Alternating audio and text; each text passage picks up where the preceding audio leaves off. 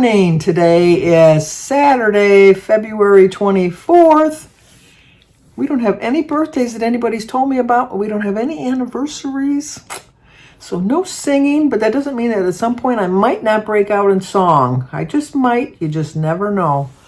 I don't have any really big plans for today. We probably will go see. I'm hoping that maybe Mary will be coming home today. They were going to schedule her thing down her throat for Monday, but they were able to get her in today at 1 o'clock. So, they don't like to keep you in the hospital if they don't have to keep you any longer than they have to. But she's been there since Monday, and she's ready to go. She's ready to go, as they say. So, I don't know if...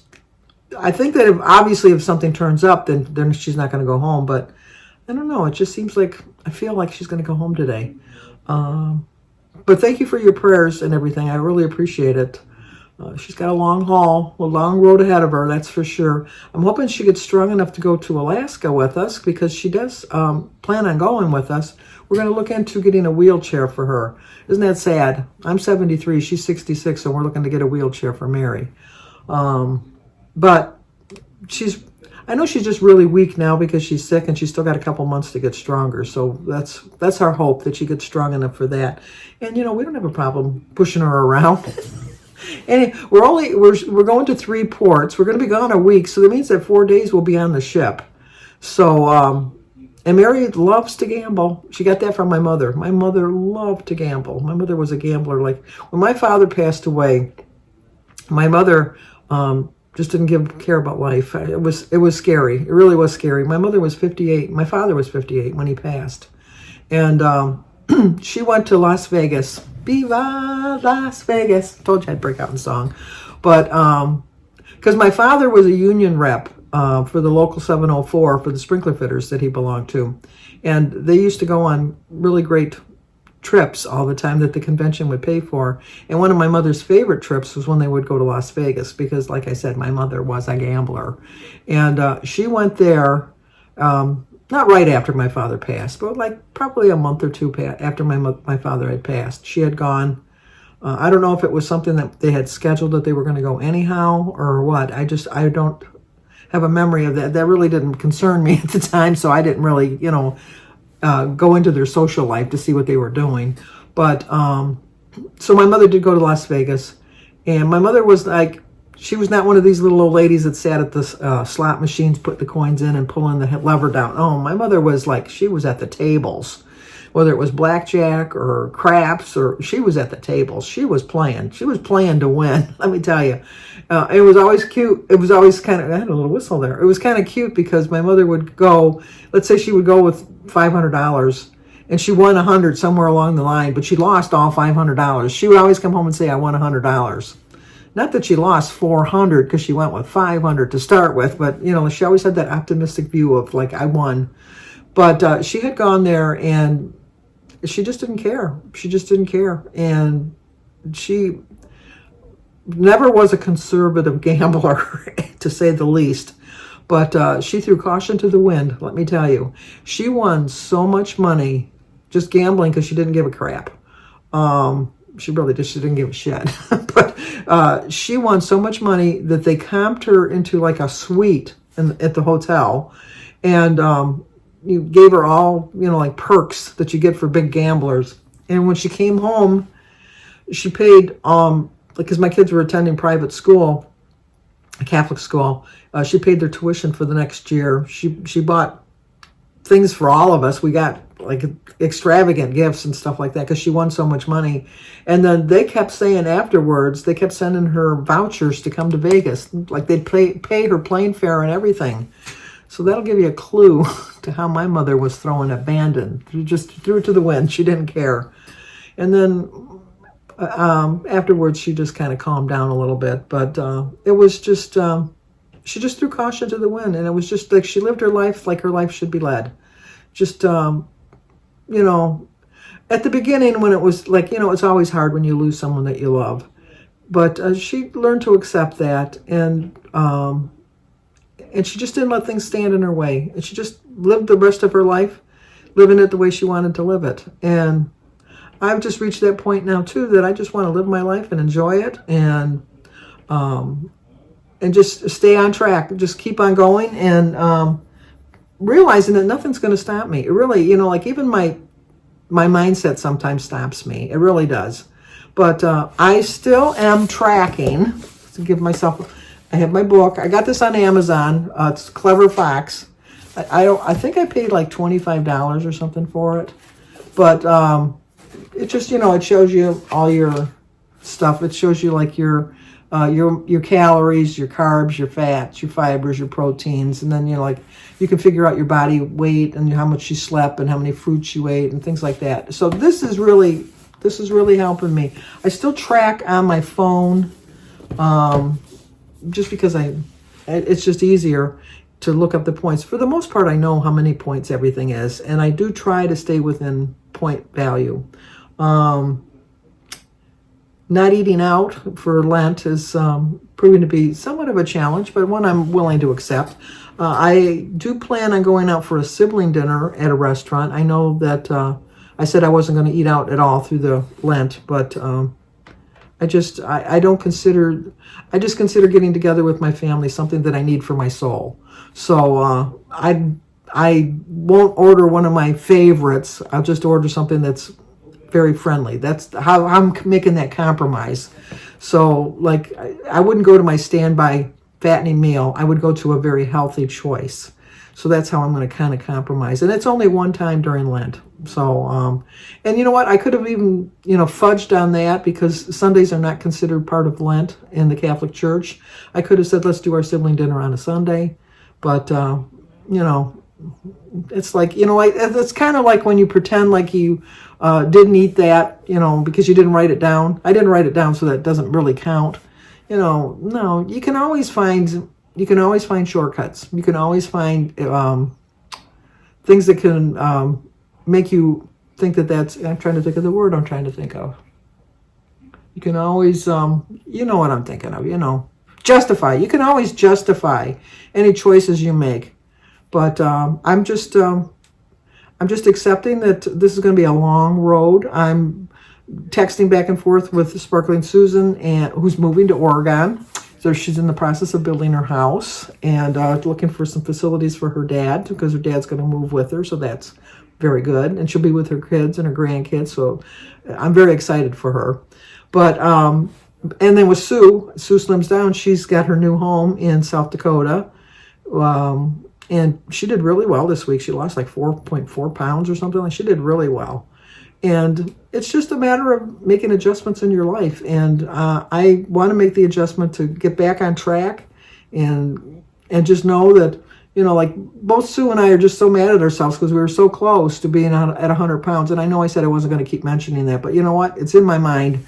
As much as I try to get it out of my mind, I can't get it out of my mind. I try. I really do try. But it always bothers me that I was so much better at losing weight than I am now. And I just want to get back onto that mindset. So I did finally finish my book, When I'm Dead. It took me months. When I can get outside and just sit outside and enjoy listening to the birds, seeing my occasional squirrel, and just enjoying nature, getting the vitamin D from the sun and just being outside in my elements, I can read a book a day. I really can. I really can read a book a day and still get my activities in and everything. Because I am a pretty fast reader. This book turned out to be just in the waiting room kind of a book. Like if I had to go bring somebody to the doctors, or I had to go to the doctors, or I had to go to the dentist or something like that. This was the book that I brought, When I'm Dead. So, and it was, what I liked about the book is even though I only picked it up sporadically, I didn't forget the plot because the way it's written, it's kind of like a constant reminder, but not an annoying constant reminder. So the name of the book is When I'm Dead by Hannah Morrissey. And it was good. It really was. It was part of the Book of the Month Club. My daughter belongs to Book of the Month, so I get all the books from her.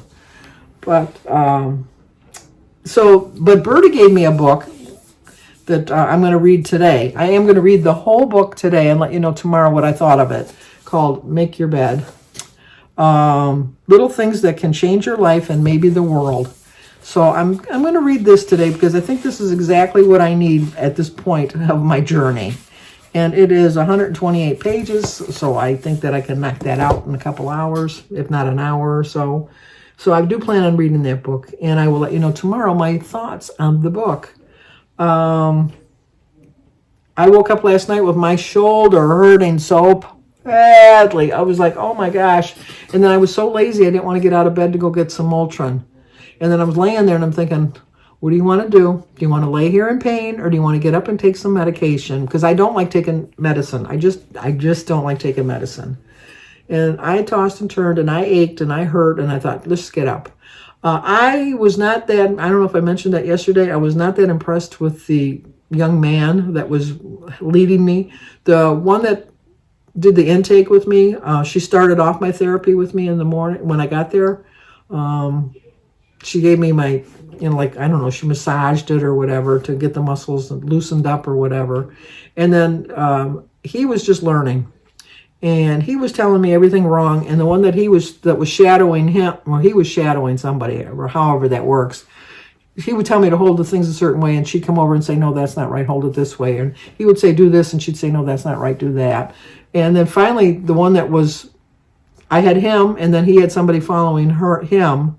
Well, then somebody's come over to tell her to tell him. And I was like, and so then when my shoulder was bothering me so much, I was wondering, did he really tell me how to do the exercises right? And then this arm hurts too, because obviously you're going to use both arms. So I told you yesterday, I got a workout. So I'm just thinking it's just my muscles reacting to not being used so much because they have not been used as much as that. I did ask her about the water weights, and she said to do the same exercises, but without the weights. So she said, let's wait a week or two before you get to the weights. So I can do the motions is basically what she's saying. And you're still like lifting your arms and you're moving your arms and stuff like that. You just don't have the added resistance of the weights because I think she wants to tone the muscle down a little bit. Jim and I ordered one more puzzle because we do 3 puzzles in the winter. And as much as the weather looks so nice, and it's so nice outside, it's cold today. It was like in the 60s almost during the week, and not today. It's going to be like in the 20s and 30s, and then it's going to go back up, and then it's going to drop down. It's still winter. Winter is my sister Denise's birthday is March 28th, and we've had snowstorms on her birthday. So, Mother Nature's just playing tricks on us. But I just need to get out a little bit more, and I don't even know where I was going with this. It's something about the weather being so nice, tricking us. I know the time change is going to be changing pretty soon. That's not what I was going to talk about, but so that'll be nice. It'll be lighter, longer. And then as the spring and summer come, I tend to go to bed earlier because my thought process is, why do I worry about what time I get up in the morning because I'm not going outside, I'm not doing anything, and, what difference does it make? But now when I go to bed like 2 or 3 o'clock in the morning in the winter, in the spring and summer, I usually go to bed around midnight. So I can get up like 8 or 9 o'clock in the morning and get my full benefit of the whole day. So I'm kind of looking forward to that. I really am looking forward to that. And getting outside more. Like I said, the weather has been tricking us into thinking it's going to be really nice, but it's going to get cold again. And but I do plan on going for a walk this afternoon, even though it's cold. It's not too cold. I don't know about Jim walking with me because with his heart, he said he didn't want him to be in weather below 40 degrees this winter at least. So I'll probably just walk alone. It takes me about 45 minutes. It'd be nice to have 45 minutes alone time, I think. But so my plan for today is just to watch some YouTube videos, catch up on a couple of my series. I'm hoping that on the Traders, which I watched, which was on Peacock, the one I want to go home goes home. They left it as a cliffhanger. You got to wait till next week to see because the one person is the deciding vote, and then they were kind of like on the fence through the whole show. So I'm hoping that. I'm finishing up with The Criminal Intent on Apple. The other show that I was talking about was A Closer Look with Christian Dior and Coco Chanel, set in during the war. That's on Apple. I am enjoying that show. But, there's another one that I'm watching, but I can't remember what channel it's on, and so I'm going to have to flip through the things to see. And I didn't watch any YouTube videos yesterday, so I got yesterday's and today's to catch up on. And then read my book. That's my big plans for the day. So exciting. So, I'll let you know tomorrow what I thought of the book, and I guess that's it. I never thought of what it was I was going to say. Maybe when I'm editing, I'll see that it was something important, and then I'll add it right at the end here. But for the most part, I think we're done. So let's talk again tomorrow.